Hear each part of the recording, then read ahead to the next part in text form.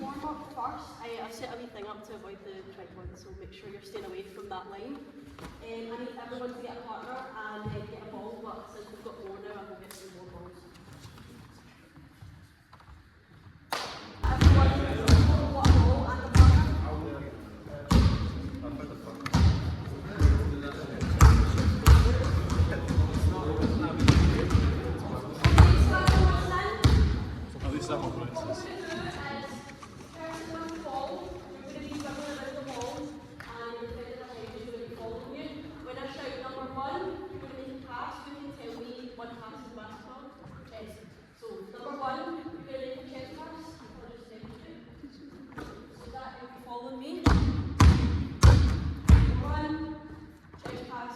I'll start following Zach. And I'll shout number 2, tell me another pass. Bounce pass, so I'll do it just like that. We make a bounce pass and then we start dribbling again. And then if I shout number 3, we're going to be dribbling the ball. We're going to look for another set of teammates and we're going to try and pass to the person with the ball. So basically you're switching balls and then your defenders are going to be trying to get the balls off you. Does this make sense? Okay, we'll give it a go to start. So I'm going to start this again.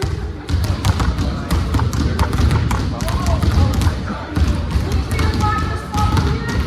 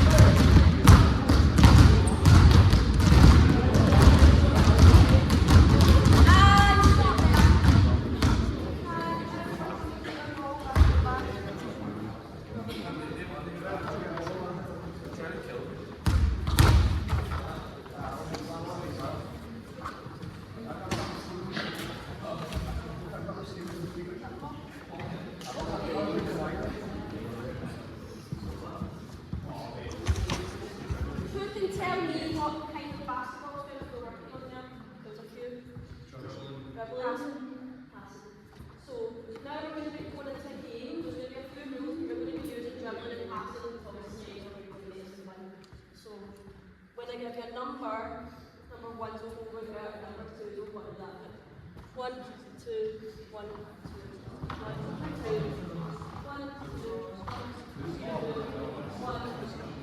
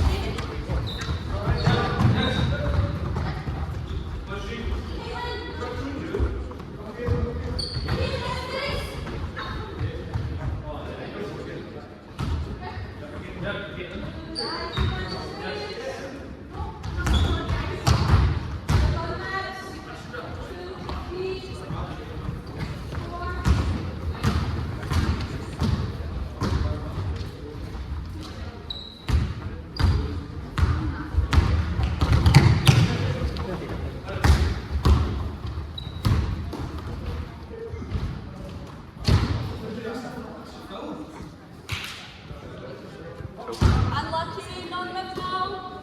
Move up forward.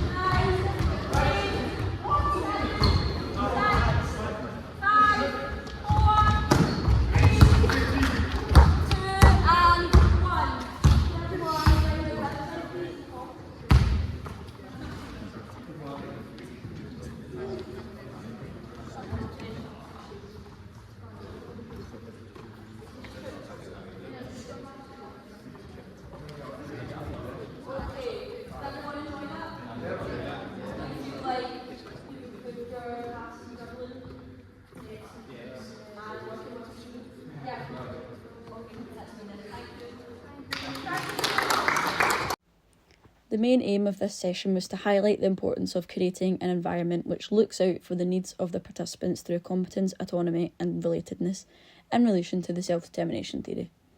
With reference to Decky and Ryan 2002, the self-determination theory focuses on the motivators which drives individuals to perform. The theory divides into intrinsic and extrinsic motivation. The importance of the self-determination theory is to meet the three psychological needs, which are competence, autonomy and relatedness.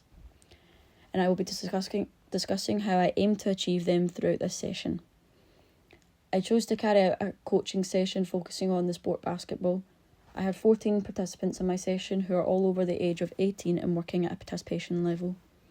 I designed the session to focus on basketball development skills of passing, dribbling and team building. Before I began the session, I made sure the hall was safe with no hazards that could harm any of the individuals taking part in physical activity. I done this by clearing all the necessary equipment away from the floor, as well as organising the equipment that I would be using away from the floor until they were needed. I ensured that I let the performers know what we would be doing in the session. Just to give a rundown of the session, I began with the warm-up and I implemented competence, autonomy and relatedness from the get-go, by asking the participants to find a partner and get a ball between two. This allowed them to choose who they wanted to work with and be ready to start after the instructions were given. I made sure to clearly explain what the task was and give a demonstration to clear any confusion. I also gave the participants the opportunity to answer open questions such as what type of basketball passes do you know, and I also ensured the participants were asked if they had any questions before I began. I picked this activity to combine a warm-up and drill together. to ensure all participants were moving and that skills were being practised. Due to only having 15 minutes, I felt as though this worked well to get the most out of a session. I continuously ensured I was providing coaching points while the participants were performing to keep them motivated and engaged. The drill, being instruction based by the coach, also ensured that they were engaged by having to listen out for the coach's instructions. This warm-up lasted around 5 minutes, as it can become quite repetitive, but the main aim was to get everyone moving and prepared for the session. I began the main session by gathering the participants and reflecting on the drill that we'd just worked on. I reinforced the 3 skills that we were working on so that they were now being demonstrated in a game of basketball. I split the group into 2 teams and asked one team to put coloured bibs on so they can recognise our teammates. I then asked the teams to gather together and come up with a strategy to enhance their teamwork and chances of winning. This allowed them to set goals and tactics that they should aim to achieve and then be shared at the end of the session. A toss-up was also performed to ensure a fair start to which team begins with the ball. I continuously ensured I was providing coaching points and praising the participants when a shot was being made to keep them motivated to play. I decided to start the game off simple, then add 2 further adaptations to keep the game interesting and increase the difficulty, again ensuring they were engaged and motivated to play. This lasted around 8 minutes. After the main session, I asked the participants to help me tidy away the equipment and gather at the end. At this point, I was panicking for time and did not fulfil the main aims of my cooldown. However, I will discuss this in more detail at the end. It is important to highlight the need supportive strategies that I aim to apply into my session and if they were successful. I aim to apply goal setting and social support into my practice. According to Locke and Latham, 1985, goal setting is used to keep an athlete motivated through SMART goals. This is specific, measurable, achievable, relevant and time-bound goals. This links to the self-determination theory, as setting goals is a way of motivating individuals. I chose this strategy again to keep the participants motivated and achieving an end result. For example, in the main game, I asked them to gather and come up with a strategy which they could use. However, as it was seen, not many shots were successful, which shows they were working towards a strategy. However, when applying this, I realised I could have allowed more time to set individual goals, as this perhaps affected the autonomy application of my session. I also strive to apply social support in my session. With reference to Sheridan, Coffey and Lavelle 2014, the quality level of social support among athletes is likely to enhance performance and motivation. I aim to involve this in my session by carrying out drills where the participants were working with each other to improve their skills in the sport, as well as enhance their team building skills.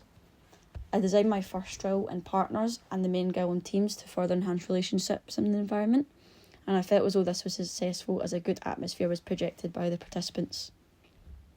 I feel as though a good session was carried out in relation to meeting the overall success criteria, although there are some areas for improvement. As the session was 15 minutes long, it was difficult to stay on track and cover all areas in the time given. I began to panic and I forgot to go over the discussion on the game strategies made by the teams at the end of the session. As discussed by Privet et al. 2017, time management and stress can strike forgetfulness to happen among coaches. In this case, I forgot to meet the full plan of my session, causing a gap in my coaching as I set a strategy to refer back to.